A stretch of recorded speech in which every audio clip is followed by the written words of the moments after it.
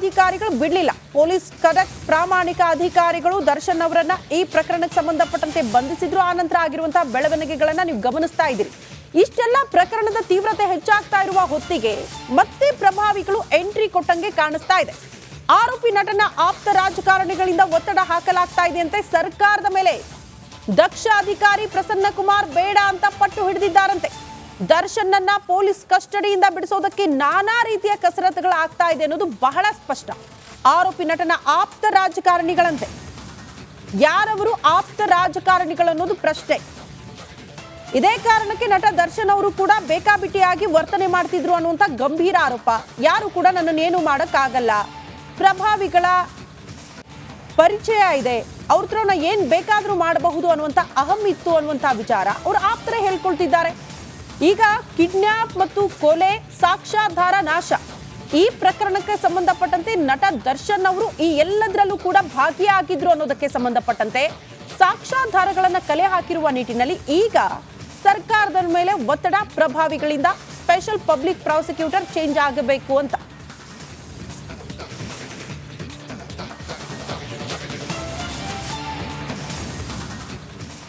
ರೇಣುಕಾ ಕೊಲೆ ಕೇಸ್ನಲ್ಲಿ ಸತ್ಯ ಕಕ್ಕಿದ್ದಾರೆ ದರ್ಶನ್. ವಿಚಾರಣೆಯಲ್ಲಿ ಆರೋಪಿ ದರ್ಶನ್ ಸ್ವ ಇಚ್ಛಾ ಹೇಳಿಕೆ ದಾಖಲಾಗಿದೆ ಅನ್ನೋದರ ಡೀಟೇಲ್ ಸಿಗ್ತಾ ಇದೆ. ಕೊಲೆ ಆಗಿರುವ ವ್ಯಕ್ತಿಯನ್ನ ವಿಲೇವಾರಿ ಮಾಡಿ ಎಲ್ಲಿಯೂ ನನ್ನ ಹೆಸರು ಬರಬಾರದು ಅಂತ ಹೇಳಿದ್ರಂತೆ ನಟ ದರ್ಶನ್. ಪೊಲೀಸ್ ವಿಚಾರಣೆಯ ವೇಳೆ ಸತ್ಯ ಹೇಳಿದ್ದಾರೆ ದರ್ಶನ್. ಪೊಲೀಸ್ ಶವ ಸಾಗಿಸಿದವರಿಗೆ ಹಣ ಕೊಡೋದಕ್ಕೆ ಮುಂದಾಗಿದ್ರು, ರೆಡಿ ಆಗಿದ್ರು ಅನ್ನುವಂತಹ ವಿಚಾರ ಕೂಡ ತನಿಖೆಯ ಸಂದರ್ಭದಲ್ಲಿ ಬೆಳಕಿಗೆ ಬರ್ತಾ ಇದೆ. ಪ್ರದೂಷ್ಗೆ 30 ಲಕ್ಷ ಹಣ ಕೊಟ್ಟ ಬಗ್ಗೆ ಸ್ವತಃ ದರ್ಶನ್ನೇ ಒಪ್ಪಿಕೊಂಡಿದ್ದಾರೆ ಪೊಲೀಸರ ವಿಚಾರಣೆಯ ಸಂದರ್ಭದಲ್ಲಿ. ಹೌದು, ಕೊಲೆ ಮುಚ್ಚಾಕುವಂತ ಪ್ರಯತ್ನ ನನ್ನಿಂದ ಆಗಿದೆ. ಮೃತದೇಹ ನಡಿ ಈಗ ಶುರು ಮಾಡೋಣ. ಕೇಸರಿಯಿಂದ ಮನೋಲ್ಲಾಸ ಮನಸ್ಸು ಮತ್ತೇರಿ ಕುಣಿದಾಡಿದೆ ನೋಡು, ಮನಸ್ಸು ಮತ್ತೇರಿ ಕುಣಿದಾಡಿದೆ ನೋಡು. ಕ್ಷಣ ಕ್ಷಣವೂ ಆಚರಿಸಿ ಕೇಸರಿ ಹಬ್ಬ. ವಿಮಲ್ ಬಾಯಲ್ಲಿ ಹೇಳಿ ಕೇಸರಿ. ವಿಲೇವಾರಿಗೆ 30 ಲಕ್ಷ ಕೊಡೋದಕ್ಕೆ ರೆಡಿ ಆಗಿದೆ. ಪೊಲೀಸರಿಗೂ ಕೂಡ ಹಣದ ಪ್ರಭಾವ ಬೀರಿ ಈ ಪ್ರಕರಣದಿಂದ ತಪ್ಪಿಸಿಕೊಳ್ಳುವ ಪ್ರಯತ್ನ ಎಲ್ಲಾ ರೀತಿಯಲ್ಲೂ ಕೂಡ ನಟ ದರ್ಶನ್ ಮಾಡಿದ್ರು ಅನ್ನುವಂತಹ ವಿಚಾರವನ್ನ ಸ್ವತಃ ದರ್ಶನ್ನೇ ಪೊಲೀಸರ ವಿಚಾರಣೆಯ ಸಂದರ್ಭದಲ್ಲಿ ಒಪ್ಪಿಕೊಂಡಿದ್ದಾರೆ. ಅವರ ಹೇಳಿಕೆ ಕೂಡ ದಾಖಲಾಗಿದೆ ಅನ್ನೋದರ ಡೀಟೇಲ್ ಸಿಗ್ತಾ ಇದೆ. ದರ್ಶನ್ ಅವರ ಸ್ವ ಇಚ್ಛಾ ಹೇಳಿಕೆ ದಾಖಲಾಗಿದೆ. ಇಲ್ಲಿ ತನಕ ಆಗಿರುವಂತಹ ಬೆಳವಣಿಗೆಗಳು ಈ ಪ್ರಕರಣಕ್ಕೆ ಸಂಬಂಧಪಟ್ಟಂತೆ ಎಲ್ಲಾ ಕಡೆ ಸ್ಥಳ ಮಹಜರಾಯಿತು, ಸಾಕ್ಷ್ಯಾಧಾರಗಳನ್ನ ಕಲೆ ಮಾಡಲಾಯಿತು, ಬಟ್ಟೆ ಮತ್ತು ಶೂ ಎಲ್ಲವನ್ನ ಕೂಡ ವಶಕ್ಕೆ ಪಡೆದುಕೊಂಡಿದ್ದಾಯಿತು. ಈಗ ಅವರ ಸ್ವ ಇಚ್ಛಾ ಹೇಳಿಕೆ ಕೂಡ ದಾಖಲಾಗಿದೆ. ಹೌದು, ಮೃತದೇಹ ವಿಲೇವಾರಿಗೆ ನಾನು ದುಡ್ಡು ಕೊಟ್ಟಿದ್ದು ಹೌದು, ಅದೆಲ್ಲದಕ್ಕೂ ಕೂಡ ಪ್ಲಾನ್ ಮಾಡಿದ್ದು ನಾನೇ ಅನ್ನುವಂತಹ ವಿಚಾರವನ್ನ ನಟ ದರ್ಶನ್ ಪೊಲೀಸರ ವಿಚಾರಣೆಯಲ್ಲಿ ಒಪ್ಪಿಕೊಂಡಿದ್ದಾರಂತೆ.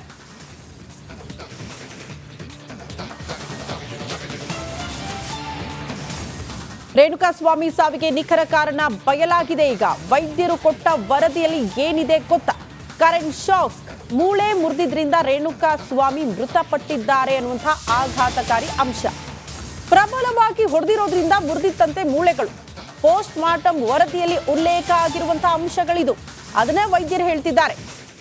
ವರದಿಯನ್ನ FSLಗೂ ಕೂಡ ತನಿಖಾಧಿಕಾರಿಗಳು ಕಳಿಸ್ಕೊಟ್ಟಿದ್ದಾರೆ ಅನ್ನೋದರ ಡೀಟೇಲ್ ಸಿಗ್ತಾ ಇದೆ. ಎಷ್ಟು ಚಿತ್ರ ಹಿಂಸೆ ಕೊಟ್ಟಿದ್ರು ರೇಣುಕಾ ಸ್ವಾಮಿಗೆ ಅಂದ್ರೆ, ಒಂದು ಕಡೆ ಆರೋಪಿಗಳು ಹೇಳದೇ ಇದ್ರು ಕೂಡ ಪೋಸ್ಟ್ ಮಾರ್ಟಮ್ ರಿಪೋರ್ಟ್ ಎಲ್ಲವನ್ನ ಕೂಡ ಹೇಳ್ತಾ ಇದೆ.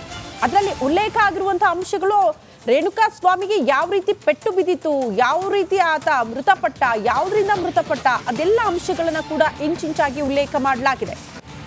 2-3 ಕಡೆ ಗಂಭೀರವಾಗಿ ಪೆಟ್ಟು ಬಿದ್ದಿದ್ರಿಂದ, ರಕ್ತ ಹೆಪ್ಪುಗಟ್ಟಿರೋದ್ರಿಂದ ಆತ ಮೃತಪಟ್ಟಿದ್ದಾನೆ.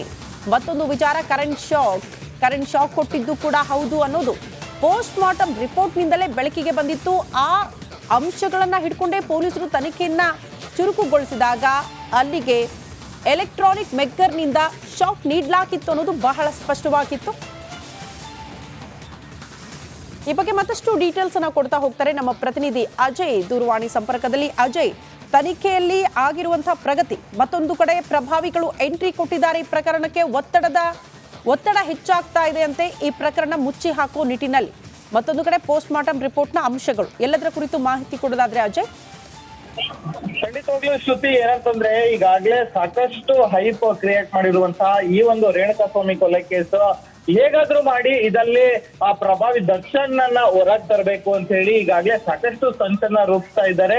ಆದ್ರೂ ಕೂಡ ಪಟ್ಟು ಬಿಡದಂತ ದಕ್ಷ ಪೊಲೀಸ್ ಅಧಿಕಾರಿಗಳು ಅದಕ್ಕೆ ಅವಕಾಶವನ್ನ ಮಾಡ್ಕೊಡ್ತಿಲ್ಲ. ಆದ್ರೆ ಹೇಗಾದ್ರೂ ಮಾಡಿ SPP ಅಂದ್ರ ಪಬ್ಲಿಕ್ ಪ್ರಾಸಿಕ್ಯೂಟರ್ ನ ಹೇಗಾದ್ರೂ ಮಾಡಿ ಚೇಂಜ್ ಮಾಡ್ಬೇಕು ಅಂತ ಹೇಳಿ ಇಲ್ಲಿ ಸಾಕಷ್ಟು ಒತ್ತಡಗಳನ್ನ ಹಾಕ್ತಾ ಇದ್ದಾರೆ ಅಂತ ಹೇಳಿ ಕೂಡ ಈಗಾಗಲೇ ಗೊತ್ತಾಗ್ತಿರುವಂತದ್ದು. ಸರ್ಕಾರದ ಮಟ್ಟದಲ್ಲಿ ಈ ಬಗ್ಗೆ ಚರ್ಚೆ ಕೂಡ ಆಗ್ತಾ ಇದೆ ಅಂತಾನು ಕೂಡ ಗೊತ್ತಾಗಿದೆ. ಯಾಕಂದ್ರೆ ಈ SPP ಪ್ರಸನ್ನ ಕುಮಾರ್ ಏನಿದ್ದಾರೆ ಅವರು ರಾಷ್ಟ್ರೀಯ ತನಿಖಾ ಸಂಸ್ಥೆಗಳಲ್ಲಿ ಸಾಕಷ್ಟು ದೊಡ್ಡ ಹೆಸರು ಮಾಡಿದಂತವ್ರು, ಆರ್ ಲೆವೆಲ್ ನ ಕೇಸ್ ಅನ್ನು ಕೂಡ ಸಾಲ್ವ್ ಮಾಡಿ ಕೊಟ್ಟಂತವ್ರು.